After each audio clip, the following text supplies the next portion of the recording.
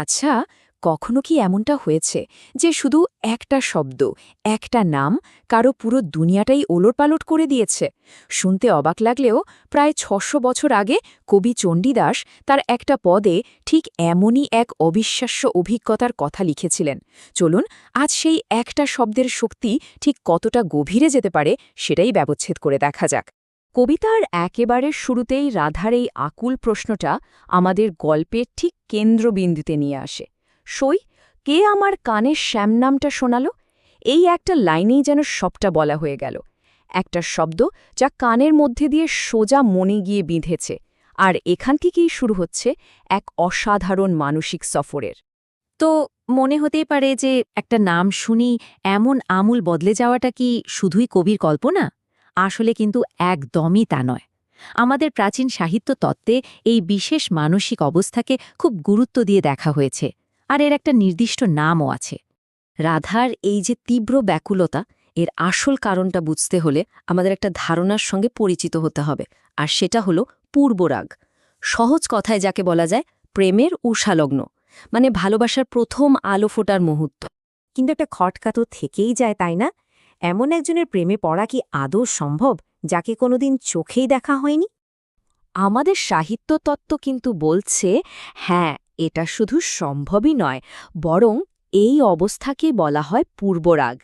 মানে এমন এক গভীর টান যা প্রিয়জনের সঙ্গে দেখা হওয়ার অনেক আগেই মনে জন্মায়। এই পূর্বরাগ কিন্তু অনেকভাবে শুরু হতে পারে। যেমন ধরুন, সরাসরি কাউকে দেখে কিংবা তার ছবি দেখে, এমনকি স্বপ্নে দেখেও হতে পারে। কিন্তু রাধার ক্ষেত্রে যেটা হয়েছে সেটা বোধহয় সবচাইতে অদ্ভুত আর শক্তিশালী। শুধুমাত্র নামটা শুনি তার হৃদয়ে প্রেমের জন্ম। আচ্ছা, এই আইডিয়াটা মাথায় রেখে চলুন আবার কবিতায় ফেরা যাক, আর দেখি রাধার প্রত্যেকটা কথা কিভাবে এই পূর্বরাগের তীব্র অবস্থাকে আমাদের চোখের সামনে একেবারে জীবন্ত করে তোলে। খেয়াল করে দেখুন, শ্যাম নামটা এখন আর শুধু একটা শব্দ নয়, এটা যেন একটা নেশার মতো হয়ে গেছে। রাধা বলছেন, এ নামে এত মধু যে মুখ থেকে নামটা সরাতেই পারছেন না। নামটাই যেন এক অফুরন্ত মিষ্টির উৎস হয়ে দাঁড়িয়েছে। আর এই যে নামটা বারবার বলা, এটা এখন একটা নিয়ন্ত্রণে নেই।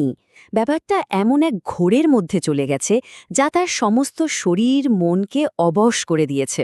তিনি যেন নামের একটা মায়াজালে পুরোপুরি বন্দী হয়ে পড়েছেন। ভাবুন তো একবার, শুধু একটাই শব্দ, শ্যাম, আর সেটাই এখন রাধার পুরো চেতনা, তার পুরো সত্তাকে নিয়ন্ত্রণ করছে। শব্দের এর চেয়ে বড় শক্তি আর কি হতে পারে, যা জাগতিক সব কিছুকে তুচ্ছ করে দেয়? দেখুন, নাম থেকে মনটা এবার ছুটেছে মানুষটার দিকে। রাধা কল্পনা করছেন যে নামের এত শক্তি তাকে স্পর্শ করলে কি হবে, আর ঠিক তখনই শুরু হচ্ছে এক বিরাট দ্বন্দ্ব। একদিকে তীব্র প্রেম, আর অন্যদিকে সমাজের চোখে যুবতী ধর্ম বা কুলবধূর সম্মান রক্ষার চাপ। এই যে আকাঙ্ক্ষা আর কর্তব্যের মধ্যে সংঘাত, এটাই হলো কবিতাটার মূল আবেগ।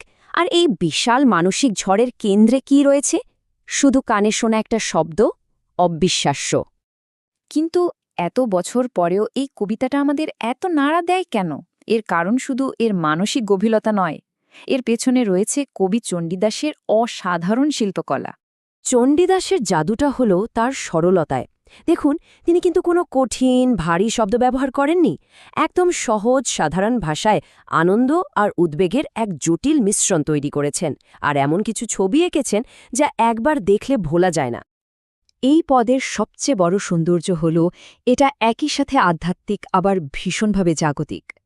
একদিকে এটা ঈশ্বরের প্রতি সর্বগ্রাসী ভক্তির কথা বলে, তো অন্যদিকে একজন সাধারণ নারীর ব্যক্তিগত প্রেম আর সামাজিক সম্মানের টানাপোড়েনের গল্প শোনায়। চণ্ডীদাস এই দুটো জগৎকে একেবারে এক সুতোয় বেঁধে ফেলেছেন। তাহলে শেষমেশ প্রশ্নটা কি দাঁড়ালো? ১৫ শতকে লেখা শুধু একটা নামকে ঘিরে তৈরি হওয়া এই কবিতাটা আজকের দিনেও আমাদের কাছে এত প্রাসঙ্গিক আর শক্তিশালী মনে হয় কেন?